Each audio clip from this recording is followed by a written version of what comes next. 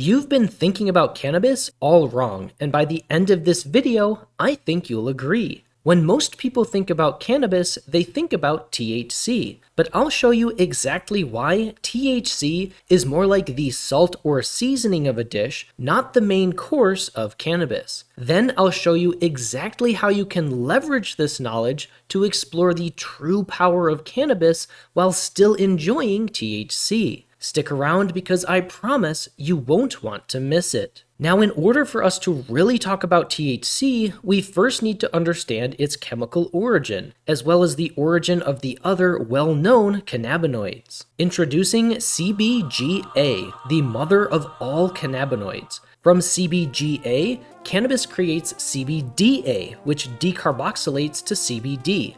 THCA, which decarboxylates to THC, CBCA, which decarboxylates to CBC, and via its own decarboxylation, CBG. THC then oxidizes into CBN as cannabis ages. And although these are currently the most well-known, there are over 100 unique cannabinoids that have been identified in cannabis, not to mention terpenes. For now, let's just focus on the well-known C cannabinoids, and then we'll investigate the well-known T cannabinoids, including everyone's current favorite, THC. All the C cannabinoids have multiple explored medicinal effects, though research is still ongoing. To highlight a few for each, CBDA has anti-anxiety potential, CBD has shown anti-anxiety and antipsychotic effects, and both show anti-inflammatory effects via the COX-2 pathway. As a quick note, the COX-2 pathway is a well-known pro-inflammatory pathway that is commonly targeted by medications, including NSAIDs like celecoxib. In a similar way, CBDA and CBD enact their anti-inflammatory effects through this and other pathways. And yes, these details will become important later on, but I digress. Next up is CBGA and CBG, which have neuroprotective and metabolic regulation potential, as well as anti-inflammatory effects. CBN, which again is formed when THC oxidizes as cannabis ages, has shown benefits for sleep and relaxation. This is why cannabis that is left to mature longer often has heavier effects. CBN also has anti-inflammatory effects. CBCA has limited research but did demonstrate faster and more potent antibacterial activity than vancomycin against MRSA, which is actually remarkable. CBC has demonstrated antidepressant and anti-inflammatory effects, and as a quick bonus cannabinoid, CBDV is found in low concentrations in some strains and has demonstrated benefits for behavioral issues in individuals with autism. It also may have more effective anti-seizure activity than CBD, and of course has anti-inflammatory effects as well. And remember, there are over 100 different cannabinoids that have been identified in cannabis, so we are only just scratching the surface here. Now, because of these medicinal effects, I like to collectively refer to these cannabinoids as the medicinal cannabinoids. We'll come back to these soon. Next, let's dive into the current fan favorites, the primary T cannabinoids, starting with THCA. From CBGA, THCA becomes THC when heated, such as during combustion and baking via a process called decarboxylation. THCA by itself is otherwise non-psychoactive, but has multiple medicinal effects, including helping with metabolic regulation. THCV is a minor or rare cannabinoid that is also non-psychoactive. THCV may help with weight loss by decreasing appetite, increasing satiety, and upregulating energy metabolism. So really, the medicinal cannabinoids also include THCA and THCV, and likely many others. But what about THC? Well, even though THC by itself does have some studied medicinal effects, with 2 listed as examples, let's be real. The psychoactive effects of THC are why we love THC. THC can create a sense of euphoria, an altered perception of time, and an enhanced sensory experience. This has made THC a highly sought-after substance from the cannabis plant. However, unfortunately, there are multiple studied medicinal concerns about THC that cannot be ignored. These include short-term and long-term cognitive impairments,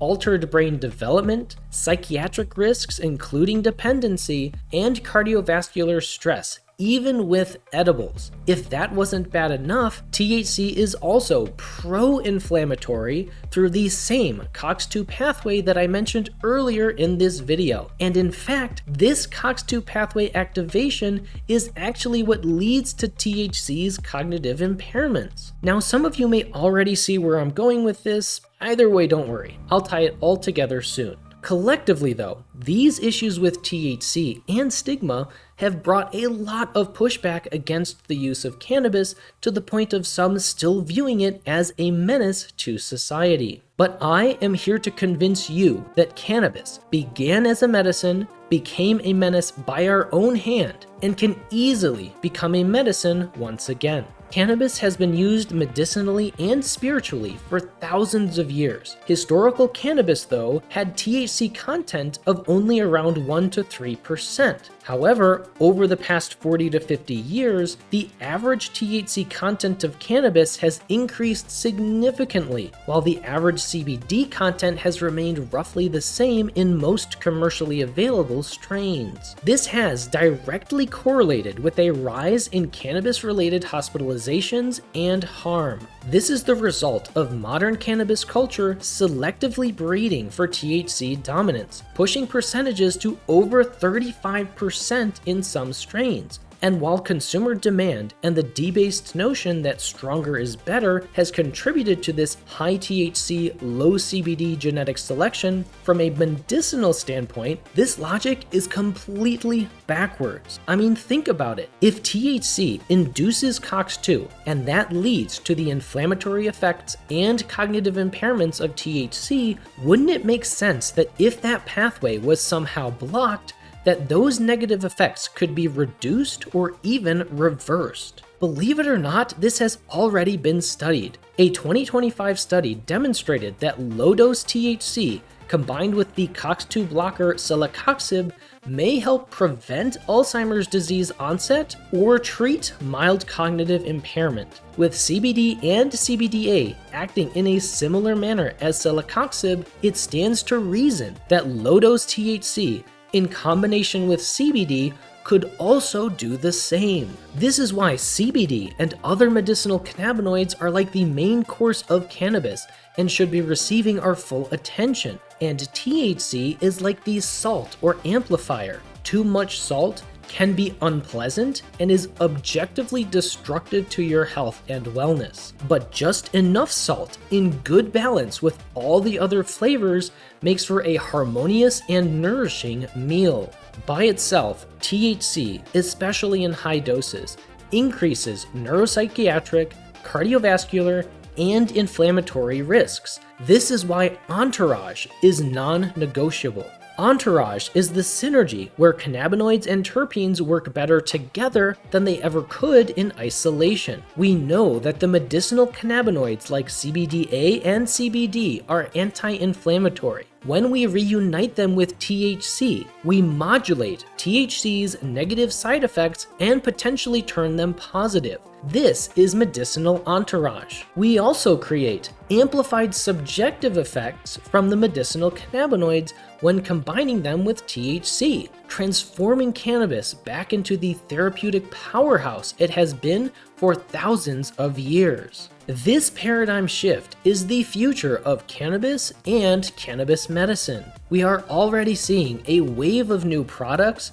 and an expanding gene pool of CBD and other cannabinoid-rich genetics from master growers. We are moving away from potency towards precision. To harness this, simply follow the golden rule of cannabis. Always match your THC with one or more of the medicinal cannabinoids. This is intentional entourage. Aiming for a 1-to-1 ratio is a smart start, but you can always go higher with the medicinal cannabinoid. For example, if you currently go through a 1 gram THC vape cart every week, assuming 80% potency and 20% average bioavailability per inhale, that's around 23 milligrams of THC per day. To protect your biology, ensure that you are taking at least 23 milligrams of CBD daily to match it. you will still feel the THC, and you'll be leveraging the true healing spirit of cannabis. My personal favorite at the moment is CBG. It has an amazing, clear-headed, calming yet energizing effect that is amplified by low-dose THC. So think of it this way. CBG or CBD sets the direction, and then THC sets the amplitude of that direction and adds an element of euphoria. I personally enjoy around a 5 to 10x ratio, but there's always room for exploration, and I have a feeling we will learn a lot more about targeted ratios over time. This type of individualized, intentional entourage improves anti-inflammatory efficacy, may help improve cardiovascular support, boosts mood, and perhaps most importantly, better preserves your cognition. This is how cannabis reclaims its title as a medicine once again. Subscribe!